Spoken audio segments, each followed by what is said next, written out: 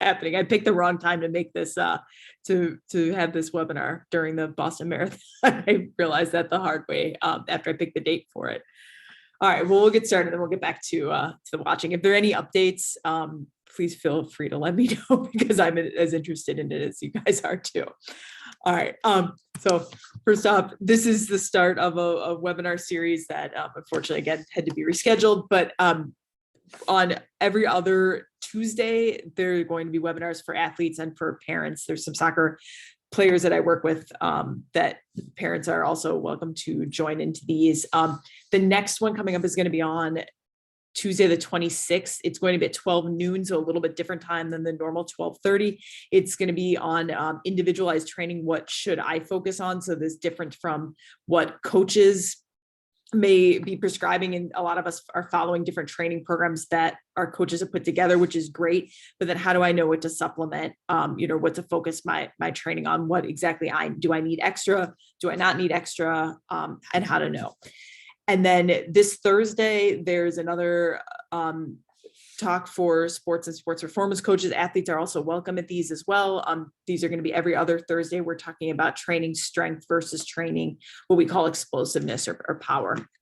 To stay up to date, on my website, on Instagram, on Twitter, on my newsletter, there are updates that way. All right. So what's the ultimate goal? So why do we train? Why? It's really, I need to get faster. I need to get stronger. I need to get more resilient. And it's so that I can achieve what's the end goal? What am I trying to achieve? Am I trying to qualify for Boston? Am I trying to win a championship? Am I, trying to make the team? What is it? So the analogy is we're trying to get from the floor to the ceiling. And that's, how do we do that? How do we bridge that gap? And first off, what is it that you need to achieve and what's your ultimate goal? Everybody's going to be different. Some people need to get faster. Some people need to get stronger. Some people need to prevent injuries. Some people need to, like I said, some people are trying to make a team or make a certain qualifying time, that kind of thing. So the floor is kind of where you currently are. And sometimes we can look at it over the course of a season, meaning that at the beginning of a training program, you're trying to get from the start of the training program to running a marathon. You're trying to get, for like the basketball team I work with, we're trying to get through the playoffs. Where are we currently at the start of the season and where do we need to be? Or looking ahead to another season, where is that ceiling? So where I'm in the off season right now, and what ceiling do I need to get to start my season? And the challenge is really the time that's needed to get there. So if it's too little time, we have an issue of we don't have enough time to get to our goals, which I think a lot of us have probably been in these situations where, let's say for whatever reason, let's say it was an injury, let's say it's, life happening and all of a sudden you're kind of jumping into a race that you didn't think you were going to be running or, whatever it is. The risk when there's too little time is we can burn ourselves out. We can actually, our performance can go the other way, where instead of improving our performance, we start to go backwards and we start to see we're not as strong, we're not as fast, we're feeling sluggish during runs or during workouts or whatever it is, not getting the ball fast enough, and increased injury risk. That's another thing that can happen that can go along with all these things. So that's a challenge. So how do we do it? This is where we think about data and think about what elite athletes and pro athletes are using and where we can kind of take some cues from them. First step of this is making, being realistic and being objective about our goals and where we need to be. So what do we need? What is what we call the training load? So what time do we need to hit? Like what paces do we need to hit? What strength, do we need to improve on? What is the most objective that we can be about this? And again, is what's the most realistic we can be about this? And then how do we manage that load? So how do we then know where we need to get to, but how do we thoughtfully plan it out so that we're not overworking and doing too much too soon? The way that I like to do this is I like to take the endpoint and work backwards from it. And we have to account for time. We have to account for other demands. We have to account for life. I was using the example the other day with somebody of we had to, with the track team that I work with at Beaumont, we had to factor in spring break because a lot of our athletes, even though we still had practice during spring break, it was a pandemic. People didn't get the chance to travel.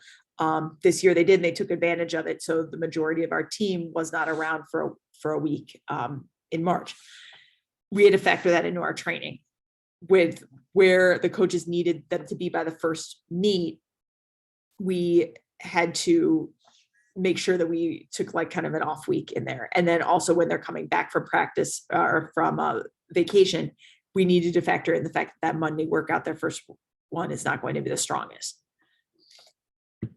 This also, we need to take into account baseline testing too, and then reevaluating. So having a good idea when we talk about the floor, like if we need to do any tests, if we need to do a time trial, if we need to do a strength test, if you need to do fitness tests for soccer, whatever it is, having a baseline there, numbers, and then reevaluating at certain intervals every 6 to 8 weeks is usually the standard, and then adjusting the plan as needed. So what can data do, and what the pros? We're at the point right now, and I think it's fascinating. I don't know, it can either maybe be overwhelming for people or be really cool. And I think I'm more on I think it's a very cool realm.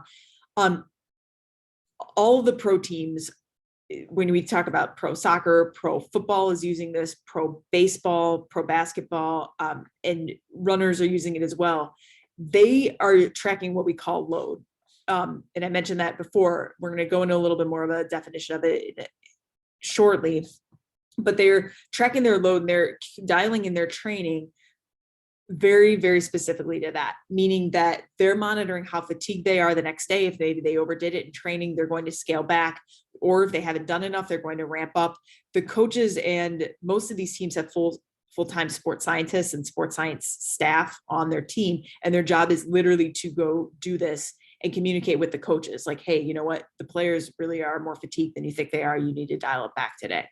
And it's pretty amazing that we now have the technology to do this, but the concepts aren't that difficult that we shouldn't all be implementing these things. So as I mentioned, what is load? Load is the total amount of its physical and its physiological stress. We're going to go into what both of those are in a second that is placed on an athlete. So this encompasses what we call training load, which is, your stress from your workouts or from your training. But then this is also school, work, life stress. Maybe you were out of town for the holiday weekend, coming back to work on a Monday. That was a load. That was a lot different than being able to lie around and relax on a weekend. All of that affects training load. Load management then is that balance between load and recovery. And again, it's training load and just life load too. And that balance, we can play around with it in different ways. So there's volume and there's intensity. There's how fast or slow. When I mentioned sometimes we only have a certain amount of weeks to get from the floor to the ceiling, we have to ramp that training up fast. That's a huge load in a short amount of time. Data shows and research shows that if we have a lot of time and we can gradually build up, some people are great examples of this. Actually, Trevor and Stacey, you both are good examples of this. When you're training for a marathon and you both have done this where you've had a long buildup, that has been shown by research to reduce injury risk. It's when we have this time crunch and we have to cram everything in that's when the issue comes in to play. However, sometimes there's life issues where, what is really feasible. Maybe you can't get out and do long runs because it's winter weather.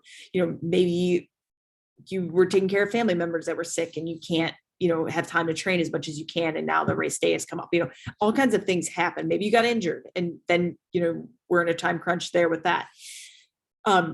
Gradually increasing that, again, reduces the risk, but it's not as clear cut of a situation. And so that's where we have to kind of be creative sometimes with our training and how we can ramp it up.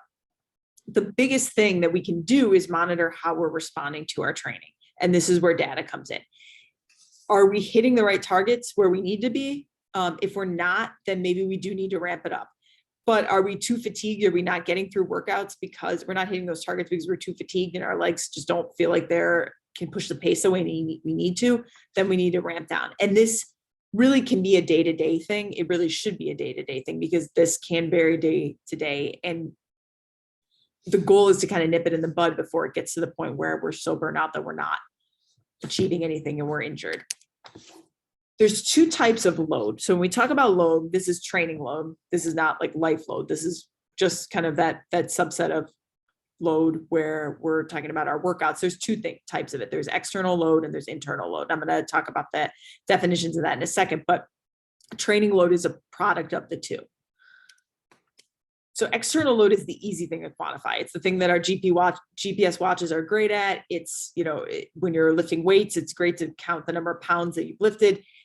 This is kind of the work or the volume, the distance you've been on your bike, all of those things. I think we all do a pretty good job of quantifying that because technology, our Apple Watches, our Garmin's allow us to do this pretty easily. Internal load, though, is a little bit harder.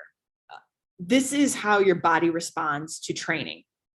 So this is something I think the easiest way to track this is by something called session rating of perceived exertion. I'm going to go over that in a second. This is your heart rate. What heart rate zone are you training in? So was it a long run in easy zone 2, or was it, were we doing speed work and doing intervals? That kind of thing.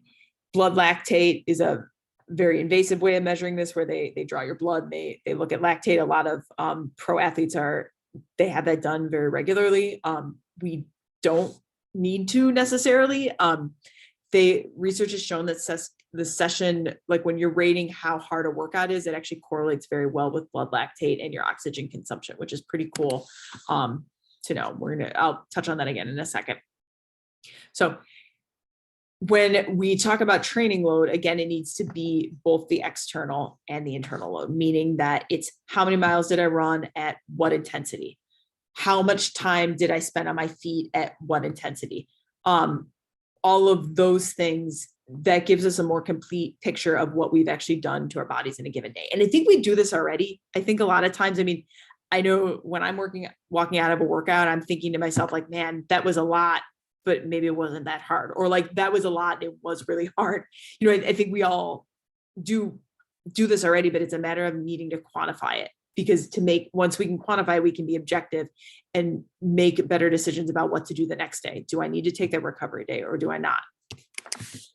So, again, when you think about like running training, your mileage, as I mentioned, was the external load. So we think about, like, for example, a Fleet Feet, we do workouts where it's not always the same. So think about an easy 4-mile Tuesday night run versus 4 miles of 800-meter repeats, or mile repeats, or a progression run, or a hill run. The external load is the same. So that 4 miles, it's the same 4 miles, but it's not, the intensity of each one is different. The internal load. So we would rate, if you had to rate, your rating of exertion on a scale of 0 to 10, because that's what we do when we do this rating of perceived exertion. 0 meaning I'm basically laying on the couch, 10 meaning it is race pace and I'm going all out and I'm literally laying it all out there.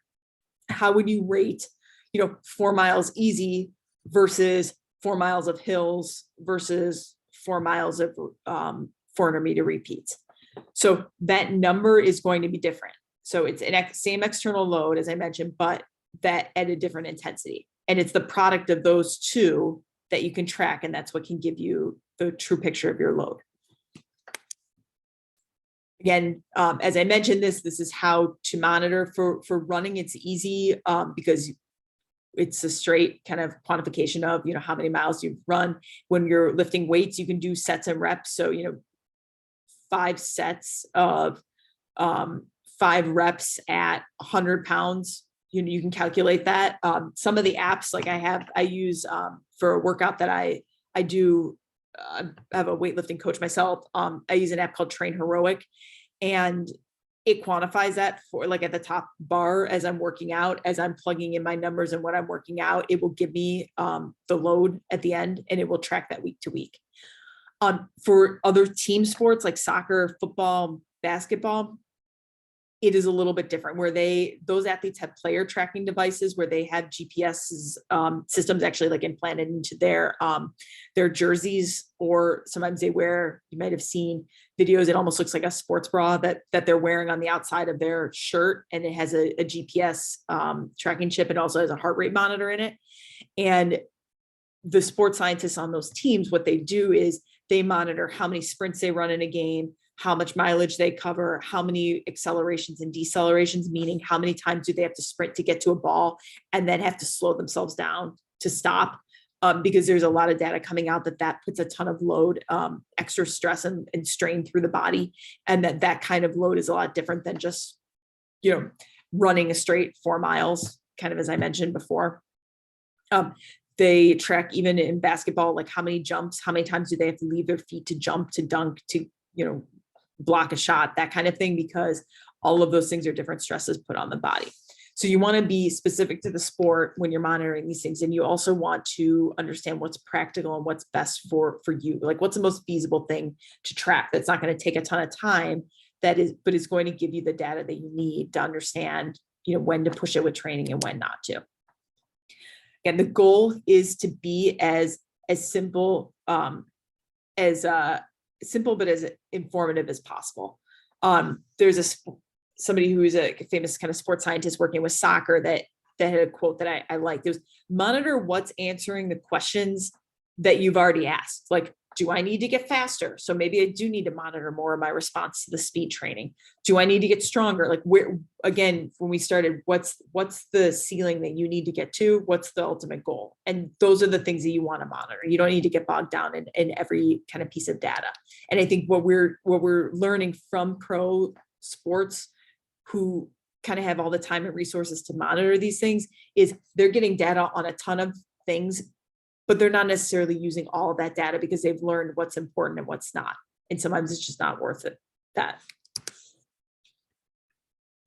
So again, what's practical and what's best here. So first thing is understanding your sport and understanding its demand. Where do you need to get better at? Like I just mentioned, what's your floor? What's your ceiling? And being realistic about it and as objective as possible, because that's your objective baseline. That's putting numbers on something that you can use to go higher from there. And then what kind of metrics, what kind of technology do you need to measure? So is it a force plate? Is it wellness questionnaires? I'm going to go over that in a second. Is it something called velocity-based training? Is it GPS tracking? Velocity-based training is where we have a transducer on, this is more for weightlifting and for sports that need to work on more explosiveness and power.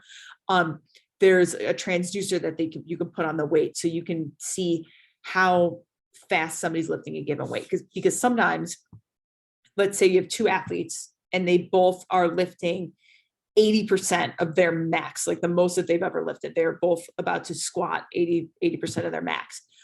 One athlete may be very slow at how they kind of move that weight because that's kind of how they operate. The other athlete may be able to do it, just go down and up like it's nothing and very easy. Just based on their different muscle physiology, based on how they might be feeling on a given day, how fatigued they are, and load, other factors there. A velocity-based training allows you to see that in real time and make adjustments. So that person that squatted that weight down and up very fast and very easy may need to go up in weight on that given day. When we look at force plate testing, there's a couple pictures of one is by the athletes at Beaumont, the track team that I test them every week on it. You can use it for a couple different things. One, you can use it to look at how powerful you are. The most powerful athletes, the most successful athletes are the ones that are able to put the most force through the ground in any sport. It can put numbers on that. It can track something called rate of force development, which means how fast can you generate that force. So when you think about a football player, how fast and quick can they explode to get to the other player? They need to have a very high, what we call rate of force development. You can look at vertical jump, you can look at explosiveness, you can look at strength on it as well. You can also use the force plate to look at fatigue monitoring. So we look at our track athletes week to week. We look at their vertical jump, and there's certain metrics that we know to track that those metrics should be getting better as their season goes on. They should be getting better as we get closer to the state meet. If they aren't, then I'm in communication with our coaches to know that we need to back down training because those metrics aren't where they should be. The other thing we can use it to look at is asymmetry. So how well someone is landing or taking off on one leg or the other. So do they have more power on one side? Then we need to work on the other side to try to even things out. Or are they landing not very well on one side versus the other, which in running that does also translate too. Because if you're not landing as well on one side or the other, then you are going to end up having, difficulty when you're running, which is, a sport where you need to be putting equal weight. One foot strike needs to be as equal as it can to the other. These are, and I wonder if I can hide this, hide this bar here. I always never understand on Zoom where you lose the cursor, but okay. This is you can see kind of the bottom of this wellness questionnaire. So this is something that you can track on yourself. This is just a Google document here. It's a Google form, but you can use kind of the notes section of your phone. You can make a spreadsheet for yourself where you can kind of just have a rating every day of your soreness. How sore are you? Very sore, not sore at all. How fatigued are you? How well were you fueling? How stressed out are you? How motivated are you really to work out? What your sleep quality, and you can track this and you can look at it over time. And what you want to see is, after a hard workout, yes, you are going to be sore, but is that soreness lingered in through the whole rest of the week?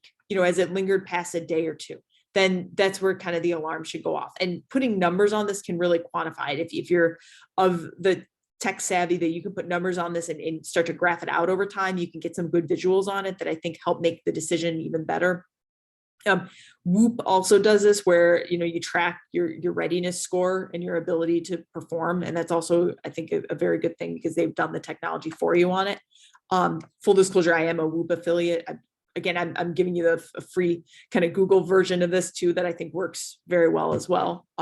So, we use this with the high school athletes that I work with, and I think it does very well.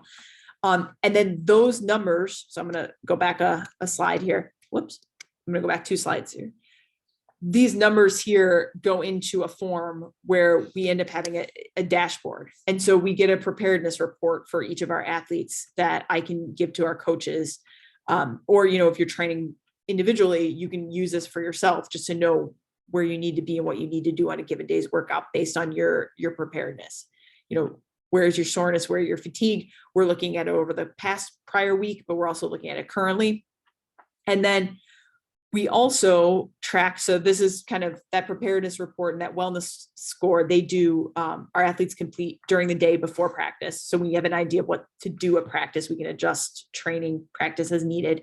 And then right afterward, we have them do their rating of perceived exertion. So this is immediately afterward when they're done with the practice, they rate how hard was this session altogether. How hard was this session technically on their brain? Because sometimes the decision-making in some of the sports, especially team sports, it's been shown that also is a factor too. If you have a very hard session where you're working your brain a lot, but you've also, had a very hard week at work or school or whatever it is, those are all loads and they need to be managed appropriately. How hard was the session on your lungs? How hard was the session on your legs? And so we track those numbers and we know kind of going into the next day how they may feel or may not feel. At least it gives us numbers on that. And again, like I mentioned, that is that internal load. That's how the body physiologically responded to that day's workout. And we have that coupled with the numbers, the external load of what they did, how far did they run, how many minutes did they do a drill for, that kind of thing. And it's that pairing of the two that is going to give us the most exact picture of what's really going on. Again, GPS tracking, I kind of mentioned this already. It's anywhere from tracking a run, which is a lot, more clear cut, to what some of the team sports are using, where they're looking at, distance covered, they're sprinting, their, number of touches on the ball, acceleration, deceleration, that kind of thing. I think it's fascinating that we can get numbers on these things. And, this is something that we're seeing more and more. And I think we're going to be seeing more and more, even down to our youth athletes. It is kind of very exciting. So step 3 with all this. So once you kind of figure out what technology you can use or not use, I mean, again, using a Google Doc is, I think, we're getting great results with that right now. I have a friend who is he was the PT at Oregon State. Now he's at Stanford. They use that same Google Doc. And that's a Power 5, those are Power 5 schools that are very successful with their sports.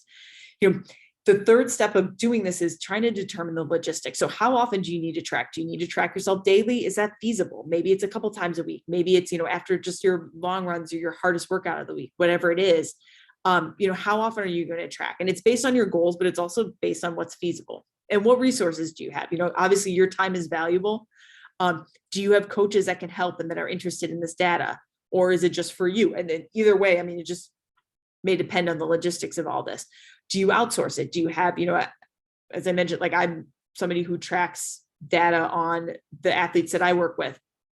I have worked with setting things up with other schools or other programs to do player load monitoring, that kind of thing. Is it possible to outsource it and just have somebody else monitor it for you and, send a message like, hey, your numbers aren't looking, so great right now. I think you need to take a recovery day. Or is it something that you have the time to do? Some people love data. I love data. Some people don't like data. It depends. You're going to make it work for you. Other things I just want to close with, other important factors here. If I can cancel out of that. Other important factors here. One is age. Older and younger athletes are at a higher risk of injury. Younger athletes can recover very quickly. Older athletes, it takes a little bit more time. It's important to be realistic about that. To physical qualities, what, again, with your baseline testing, how far is that floor from the ceiling? We just have to be realistic about it. Something called your training history. Training history is how experienced you are with training. Every training, every marathon or half marathon cycle that you go through, every strength training, block of, 3 months of strength training, every season of a sports team, soccer season, basketball season, all of those, the more of those you have under your belt, the better your training history is. So it's not so much an age thing, it's how experienced you are, how experienced is your body at getting through a block of training. All of that that makes a huge difference down the line with some of these things, because you know how you can respond to certain workouts. Again, mobility, biomechanics, stress, life, sleep, diet, anxiety, all of those things can also factor into how your body responds to training load. And it's just important to understand that. So I am going to